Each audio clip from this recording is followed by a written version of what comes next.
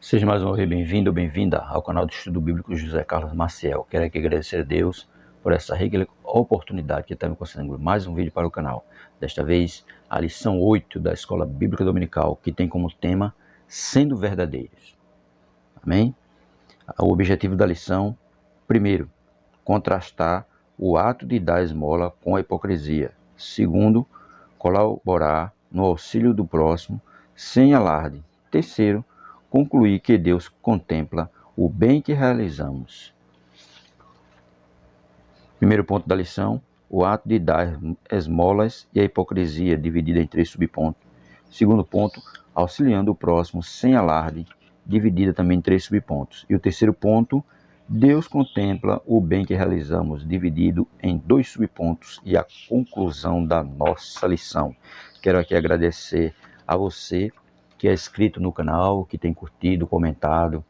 Você que não é ainda inscrito, mas tem aí contemplado nossos vídeos, peço a sua colaboração para se inscrever no canal, para curtir, para que o YouTube indique o canal para mais alguém. Amém? Lição 8 da Escola Bíblica Dominical, que tem como tema Sendo Verdadeiros. Leitura bíblica em classe, Mateus capítulo 6, versículo 1 a 4, que diz assim: Guardai-vos de fazer a vossa esmola diante dos homens, para serdes vistos por eles. Aliás, não tereis galardão junto de vosso Pai, que está nos céus. Quando, pois, deres esmola, não faças tocar a trombeta diante de ti, como faz os hipócritas, nas sinagogas e nas ruas, para serem glorificados pelos homens. Em verdade, vos digo que já receberam o seu galardão. Mas, quando tu deres esmola, não saiba a tua mão esquerda o que faz a tua direita, para que a tua esmola seja dada ocultamente, e teu Pai, que vem em secreto, te recompensará publicamente, não dando esmola, né, para que todo mundo veja, para que você seja agraciado, para que alguém ache que você é uma boa pessoa. Não, faça de coração. E faça que só Deus veja. Não é preciso estar com um alarde, nem trocando trombeta porque fez aquilo, não. Faça para Deus. Nosso texto áureo vai dizer: Bem-aventurado o homem a quem o Senhor não imputa maldade e em cujo espírito não há engano. Salmo 32:2. Nossa verdade prática: Jesus chamou de hipócritas as pessoas que praticam boas ações, não por compaixão ou outros bons motivos, mas para obter glória diante de Deus. Né? Pessoas que não fazem, né, uma boa ação de coração, nem por bom motivo, mas para obter glória diante dos homens. Né? A verdade prática vai dizer isso. Então, não devemos fazer isso, devemos fazer as coisas de coração. Fazer as coisas para que somente Deus possa ver e não os homens. E não está trocando trombeta por causa disso. Não deve estar fazendo isso. Faça para Deus, não para homem. A introdução da nossa lição vai dizer assim: o ensinamento de Jesus no Sermão do Monte tem o objetivo de fazer com que sejamos seguidores de Cristo, comprometidos com os valores do reino de Deus. Uma consequência de que vive esses valores é buscar ser aprovado por Deus e não aplaudido pelos homens, além de vigiar contra a hipocrisia. Lucas 12, verso 1. Nesta lição veremos que Deus condena a hipocrisia de pessoas que praticavam boas ações, não por compaixão dos outros bons motivos, mas para obter glória diante dos homens, tá vendo? Ele não estava fazendo aqui de compaixão, né? Nem por outros bons motivos, mas fazendo para ter, né, glória diante dos homens. E nós não devemos fazer isso, devemos fazer de coração. Fazer para Deus, não fazer para os homens, mas fazer para Deus. A palavra-chave da lição é verdade. Primeiro ponto, ato de dar esmolas e a hipocrisia. Primeiro subponto, definição de hipocrisia.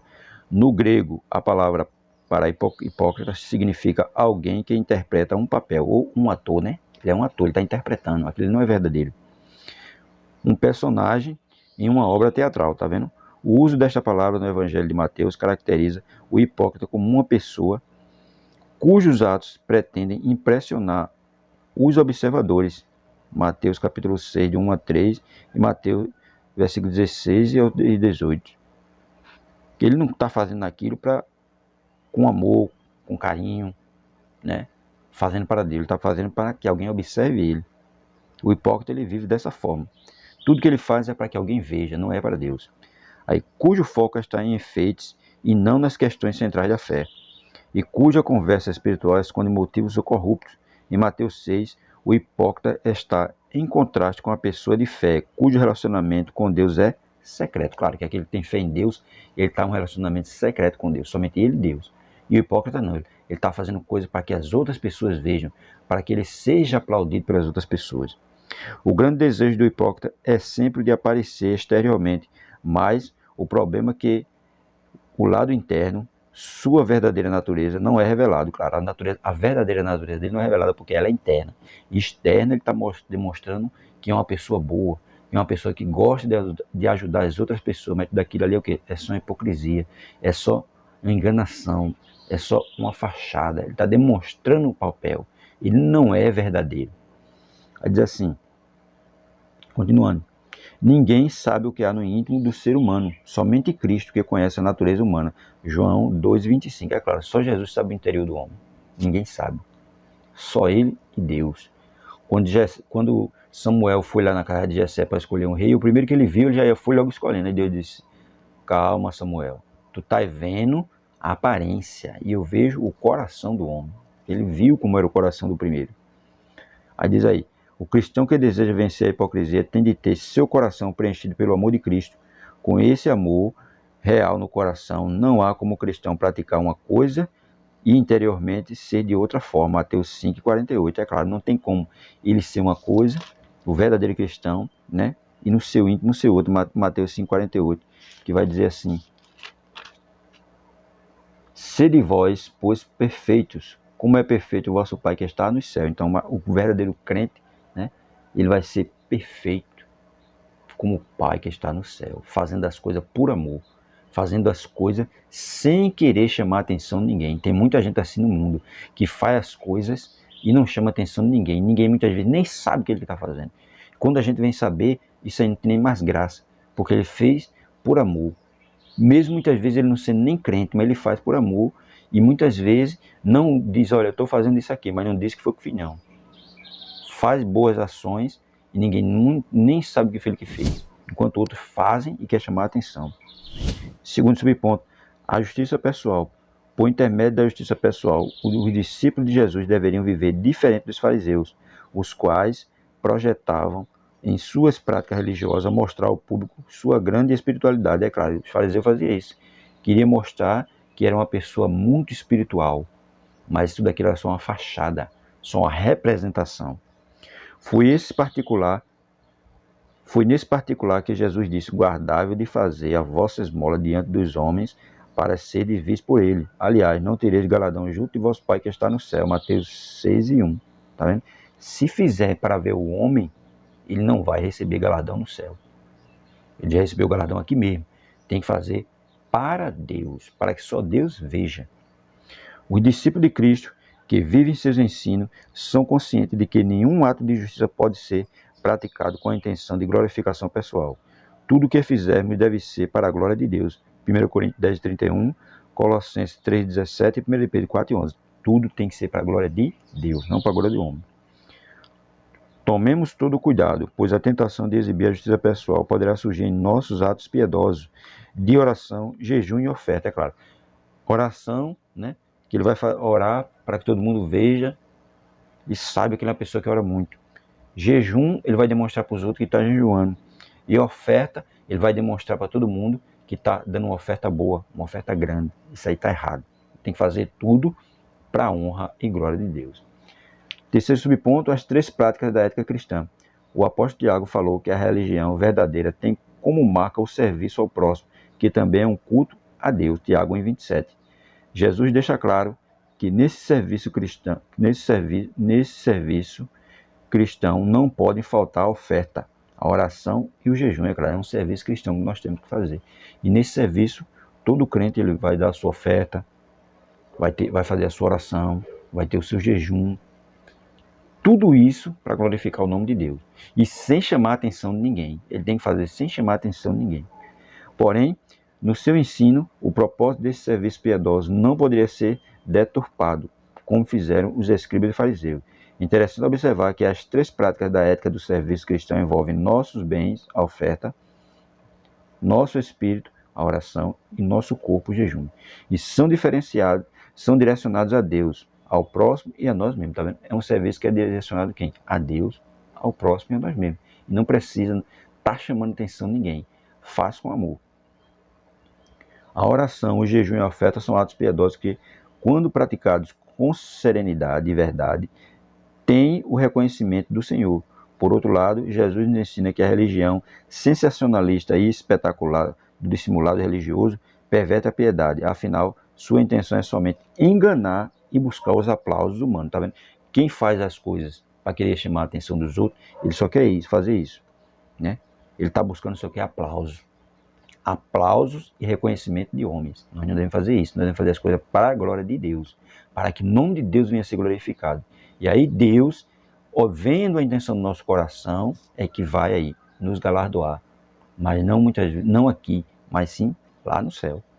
Aí diz aí, tal procedimento jamais é adotado por um seguidor de Jesus, pois sabe que a prática de atos justos é somente uma finalidade de glorificar a Deus. Tá vendo? Ato justo é somente uma finalidade de glorificar a Deus. Por isso que nós não devemos estar fazendo as coisas para querer receber aplauso de homem, para querer reconhecimento de homem. Nós devemos fazer as coisas para receber o reconhecimento de Deus. Porque tudo tem que ser para a glória dele e sem chamar a atenção de ninguém. Segundo ponto, auxiliando o próximo, sem alarde. Qual é a motivação do seu coração? Qual é a motivação do seu coração? A prática da generosidade para com alguém é bíblica e há tempos estava presente na lei de Deus. Levítico capítulo 23, versículo 10 e 11.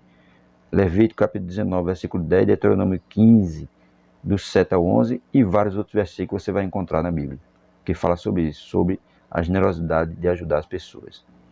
Aí diz aí, o verbo hebraico para generosidade é gamal, que significa resolver completamente, recompensar, repartir, fazer algo para alguém. Agir generosamente. Né?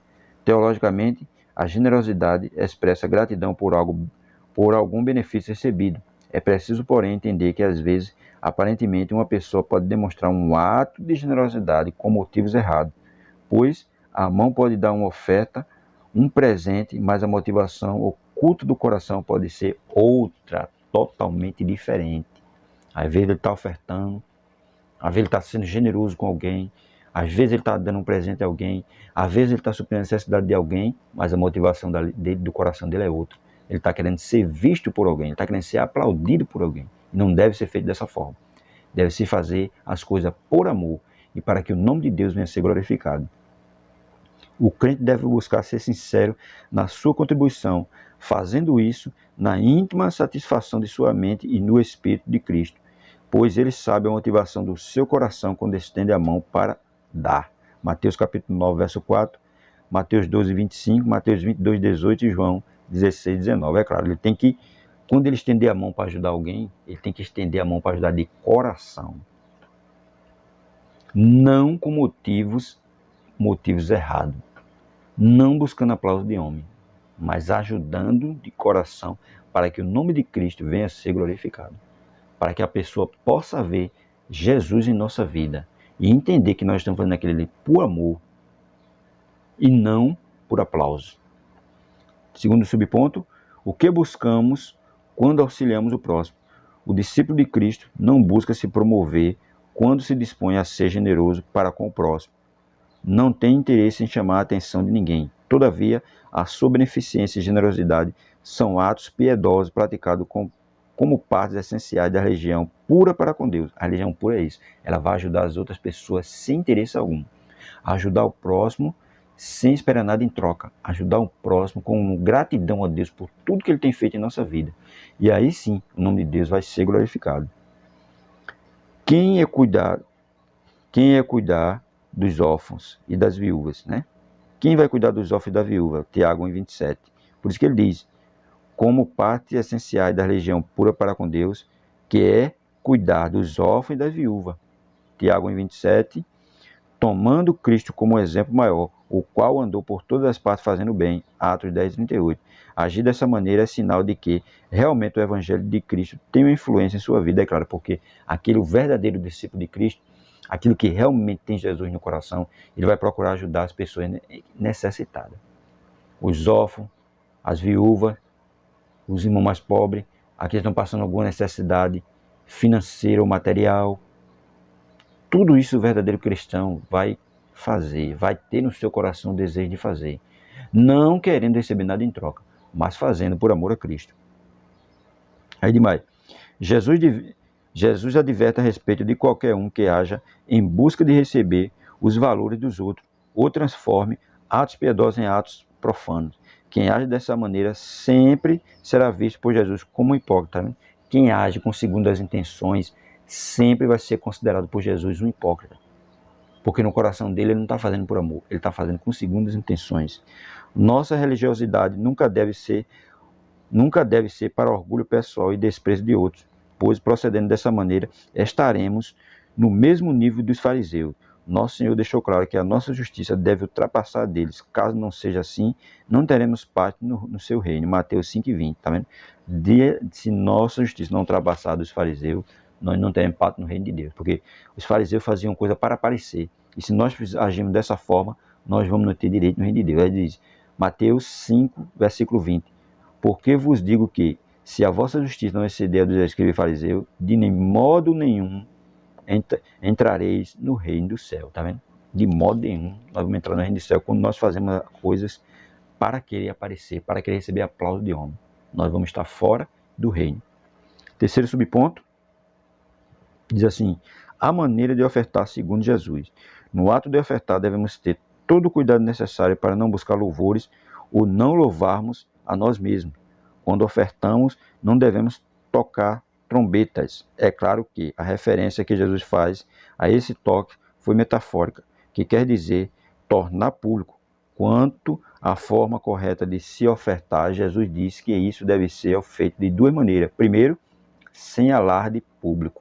Segundo, essa doação deve ser voluntária e indiscreta. Tá vendo? Primeiro, a maneira de ofertar, sem alarde, sem chamar a atenção de ninguém. E segundo, essa doação deve ser voluntária e discreta, para que ninguém veja, para que ninguém perceba, para que ninguém saiba fazer as coisas secretamente. Terceiro ponto, Deus contempla o bem que realizamos. Primeiro subponto, o Deus que tudo vê. Um dos atributos divinos é a onisciência. Deus é descrito nas páginas da Sagrada Escritura como aquele que tudo vê. Para ele não existe surpresa, nem o desconhecido, Gênesis capítulo 14. Nada pode escapar da onisciência divina, Gênesis capítulo 16, capítulo 13, Salmo 139, Mateus 10:30, Hebreus 4:13 e João 21:17. Seria triste demais para nós servirmos a um Deus que não tem o controle das coisas, nem sabe o que vai acontecer. O que nos dá segurança é que até aquilo que vamos pedir a ele já sabe, Mateus 6:8, é claro. Tudo aquilo que a gente vai pedir a Deus, Deus já sabe. Tudo aquilo que se passa no nosso coração, Deus já sabe. Tudo aquilo que passa na nossa mente, Ele já sabe. Antes da palavra chegar à nossa boca, Ele já sabe. Aí diz aí, Mateus 6:8. Não vos assemelheis, pois, a eles, porque vosso Pai sabe o que vos é necessário antes de vos lhe pedir. Antes de a gente pedir qualquer coisa, Ele já sabe.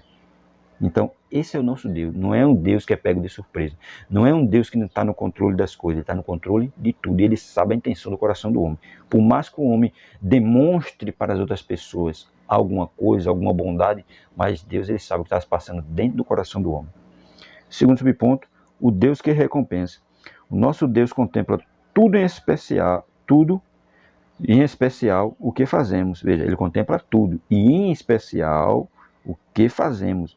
O escritor da carta aos Hebreus diz que nosso Deus não é injusto para se esquecer da nossa obra e trabalho da caridade que foi mostrado para com seu nome. Hebreus 6:10, Mateus 10:42 e João 13:20.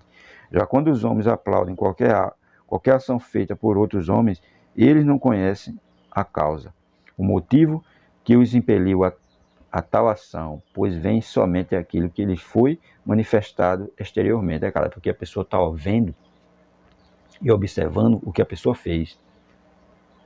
o ato daquela pessoa, de ofertar, de ajudar. Tudo as pessoas estão observando o ato, não estão observando o que? O coração. Porque eles não sabem o que se passa dentro do coração deles, só quem sabe é Deus.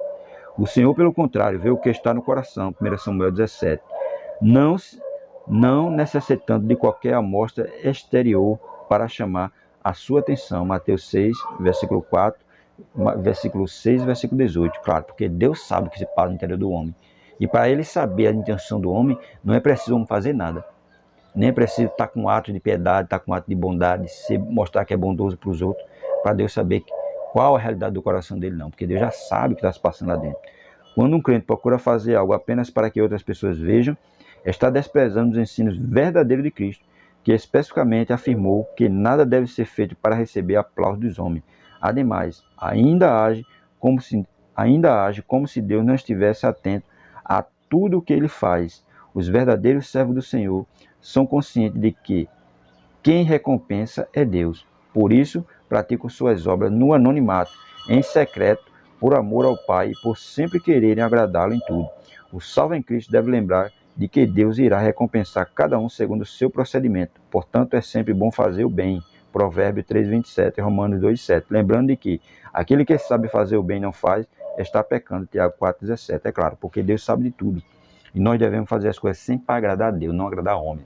Porque se agradar ao homem, vai se decepcionar. Mas com Deus não. Quando nós fazemos para Deus em oculto e em verdade no coração, fazendo por amor a Deus, Ele vai nos recompensar. Para concluir, por meio de Jesus ficamos cientes de que Ele deseja que andemos na verdade, sejamos honestos e que a nossa justiça ultrapasse a deles. Mateus 5:20. Em todos os aspectos, sem jamais buscar exibição. Em todos os aspectos, nós devemos buscar exibição de ninguém. Fazemos para Deus. Nesse segundo trimestre de 2021, nós estamos estudando os valores do reino de Deus, a relevância do Sermão do Monte para a Igreja de Cristo, um tema que veio bem a calhar para a nossa atualidade. E a lição 8 vai deixar bem claro, sendo verdadeiro, sendo pessoas honestas, sendo crente de verdade. Que nós possamos ter isso sempre em mente, ser verdadeiros, não andar com falsidade, não andar com engano, não andar no engano e fazer as coisas para a glorificação do nome de Deus. Que Deus abençoe a todos em nome de Jesus.